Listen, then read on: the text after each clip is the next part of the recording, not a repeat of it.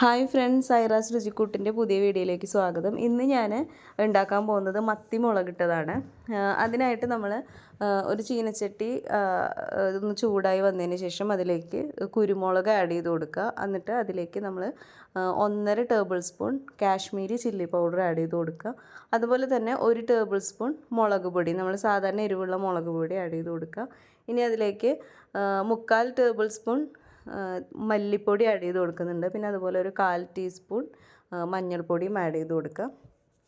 ഇനി ഇതിലേക്ക് നമുക്ക് ഉലുവ ആഡ് ചെയ്ത് കൊടുക്കണം. ഉലുവാപ്പൊടി ആഡ് ചെയ്ത് കൊടുക്കുന്നവർക്ക് അങ്ങനെ ചെയ്യാം കേട്ടോ. ഉലുവാപ്പൊടി ഉള്ളവർ അങ്ങനെ ചെയ്താൽ മതി. ഞാനിപ്പോൾ ഇതും ഉലുവ മുഴുവനായിട്ടാണ് ഇട്ടിട്ടുള്ളത്. ഇനി നമുക്കിതൊന്ന് ചൂടാക്കി എടുക്കാം. ഇപ്പോൾ ഒരു മീഡിയം ഫ്ലെയിമിൽ വെച്ചിട്ടാണ് ഞാനിത് ചൂടാക്കി എടുക്കുന്നത്. ഒന്ന് ചെറുതായിട്ടൊന്ന് ചൂടായി വരുമ്പോൾ ഇത് ലോ ഫ്ലെയിമിലേക്ക് ഇടണം, അല്ലെങ്കിൽ പെട്ടെന്ന് കരിഞ്ഞു പോവും.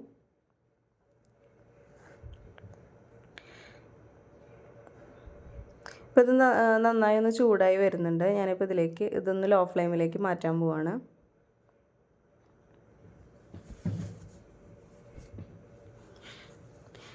ഇപ്പോൾ ഇത് നന്നായി ചൂടായി വന്നതിന് ശേഷം ഒന്ന് ചൂടാറിയതിന് ശേഷം നമുക്കിതൊരു മിക്സിയുടെ ജാറിലേക്ക് മാറ്റിയിട്ട് അതിലേക്ക് ചുവന്നുള്ളി, ഞാൻ 7 അല്ലി ചുവന്നുള്ളിയാണ് എടുത്തിട്ടുള്ളത്.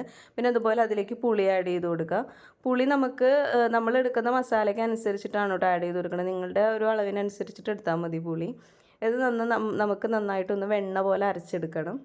ഇനി ഒരു മൺചട്ടിയിലേക്ക് നീളത്തിൽ അരിഞ്ഞിട്ടുള്ള ഇഞ്ചി, ഒരു ചെറിയ കഷ്ണം ഇഞ്ചിയാണ് എടുത്തിട്ടുള്ളത്, അത് ആഡ് ചെയ്ത് കൊടുക്കുക. അതുപോലെ തന്നെ 2 അല്ലി വെളുത്തുള്ളി ആഡ് ചെയ്ത് കൊടുക്കുന്നുണ്ട്. നമുക്ക് വെളുത്തുള്ളി നിർബന്ധമില്ല, ആവശ്യമില്ല, ഇഷ്ടമില്ലാത്തവർക്ക് അത് സ്കിപ്പ് ചെയ്യാം. പിന്നെ അതുപോലെ 2 ചുവന്നുള്ളി നീളത്തിൽ അരിഞ്ഞതാണ് ഇട്ട് കൊടുത്തിട്ടുള്ളത്. ഇനി നമുക്കിതിലേക്ക് നേരത്തെ അരച്ച് വെച്ചിട്ടുള്ള മസാല ആഡ് ചെയ്ത് കൊടുക്കാം. എന്നിട്ട് ആവശ്യത്തിന് വെള്ളം ഒഴിച്ചിട്ട് നമുക്കിതൊന്ന് നന്നായി ഒന്ന് കലക്കിയെടുക്കണം.